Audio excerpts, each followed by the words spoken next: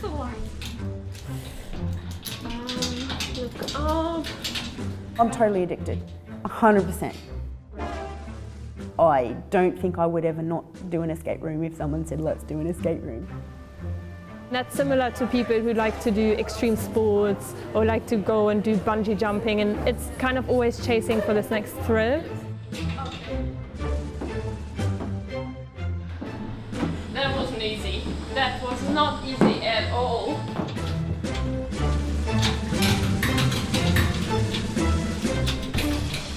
Escape rooms are physical games where players have to solve puzzles and complete tasks to get out of a locked space.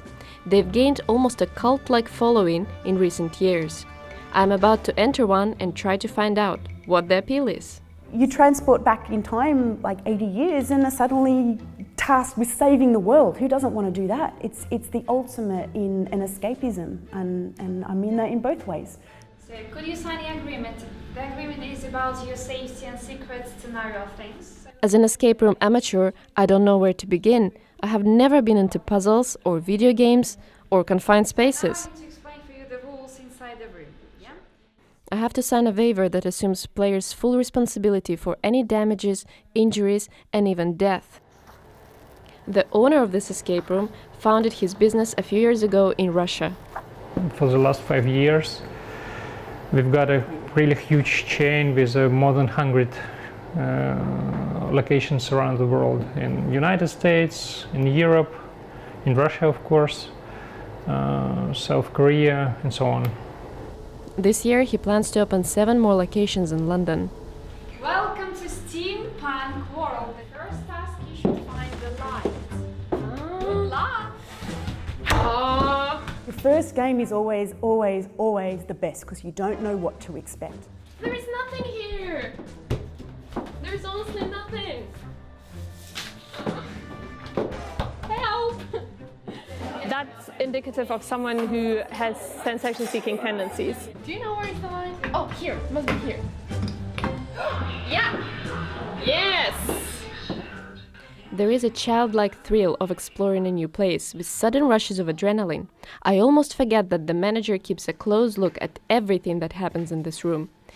Medical experts warn that such games are not for everyone. People with anxiety, claustrophobia, and heart conditions should think twice before buying a ticket. There's this mantra that in order for you to get over a certain fear, you need to present yourself, to the face of that fear, which sometimes works, but sometimes it does not. I would be very cautious recommending that. But despite all the concerns, millennials are getting more and more involved in escape rooms. Researchers show that exit games fit into a more modern profile of addictions. Instead of drugs and alcohol, young people now are much more likely to get addicted to social media, online gambling, and escape adventures. That wasn't easy.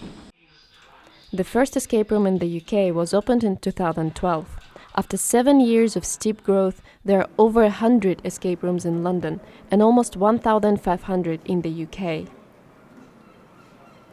What started as a niche industry is now turning into something mainstream. For instance, this is the biggest escape room in the UK that can host up to 78 players at the same time.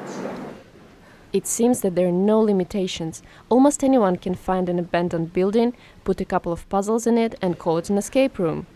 That's where it started, in Prague, in old abandoned building basements and things. You can get the most amazing pop-up escape rooms. You've got escape rooms that people have opened in their front rooms, in their houses.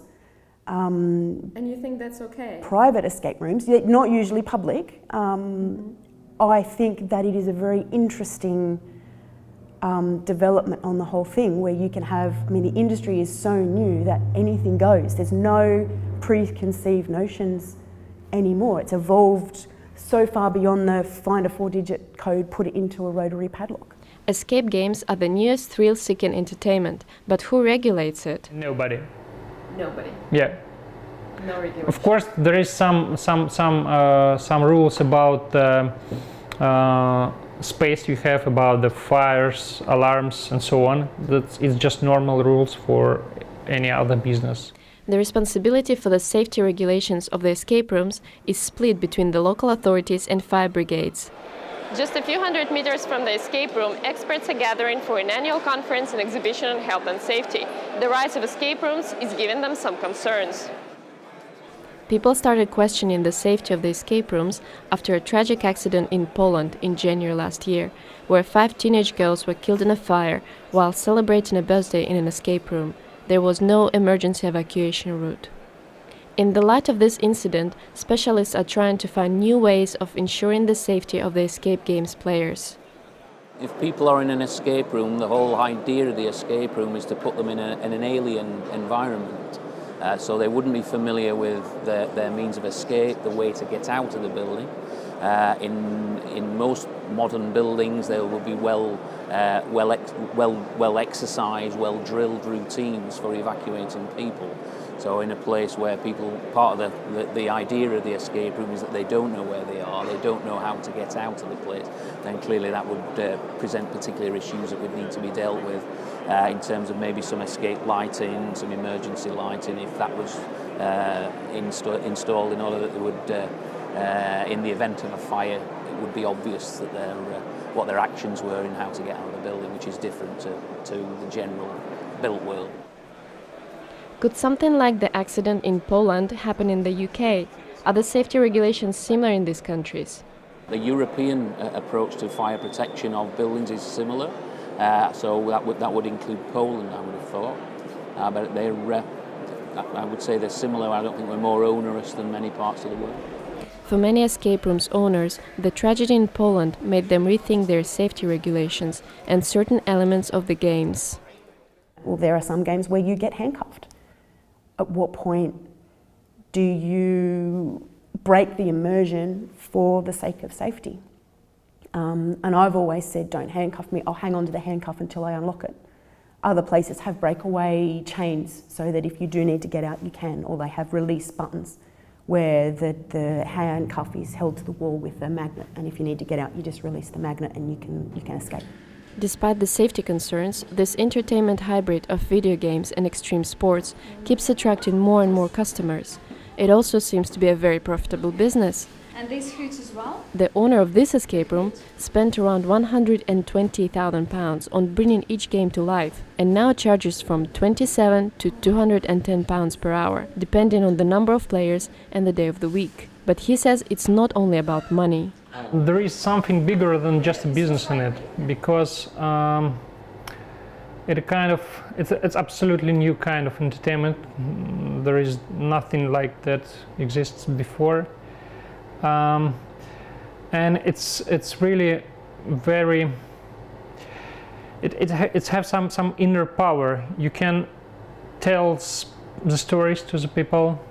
You can play with them in the games, but it's not a game for them. For the 1 hour, it's a real life for them. With scenarios ranging from Frankenstein to Harry Potter, big entertainment companies realize that the escape rooms can breathe a new life into their stories. The drive is to make these games more and more appealing and ultimately addictive. I have to put something here and then turn it, I think.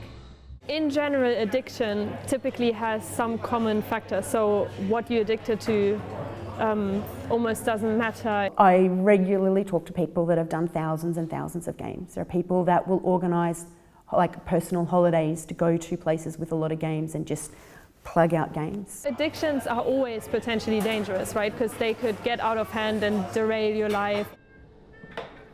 Yay! And there is nothing inside.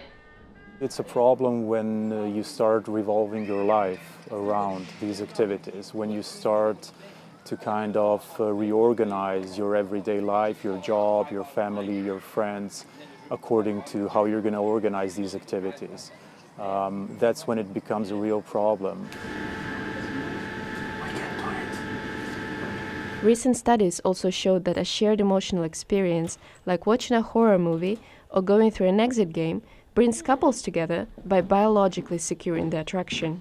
I would say never take anyone on a first date to an escape room unless you've done that room before, but we've had quite a few cases where it's obvious that one of the two is trying to impress the other with how clever they are, and just the communication goes horribly wrong. Inversely, we've had some amazing couples come in and do proposal games.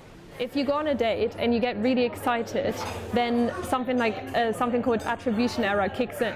So you attribute your excitement to the person that you're with because they're new in your life rather than the activity. So rather than thinking, oh, this escape room was so exciting and that person was all right, you think, oh, that's like such an exciting person, I really like them, I need to hang out with them again. Congratulations, guys! You're great! Welcome to real life. The impact of the escape games on people's mental health has not been fully researched yet. However, there are various risks that a player should bear in mind. Oh my god, I'm stuck, I don't know what to do, I don't know how to open it. It's that rush from beating the game, from escaping with seconds to spare. It's quite personal for me. It's me or my team versus the room. It may be a problem also in a more subtle way when people start to socialize less because they're resorting to these kinds of activities, to escape rooms, to video games and so on. So they start to have less social contact and more of these kinds of artificial interactions to stimulate them. As you start doing more of those activities, your brain literally gets used to it, and you decrease the brain activity that's related to fear, and you start being more and more resistant to the dangers around you, right? So it's almost a vicious cycle in your brain that you want to get more and more excited, but your brain gets more and more used to it, so you need more and more extreme behaviors. All right. I couldn't complete all the puzzles, but still managed to get to the next level. The door is open! Okay, I'm not sure I want to go in. It was thrilling and scary, and very different from anything else in the entertainment market. Would I do it again? That's a whole other question.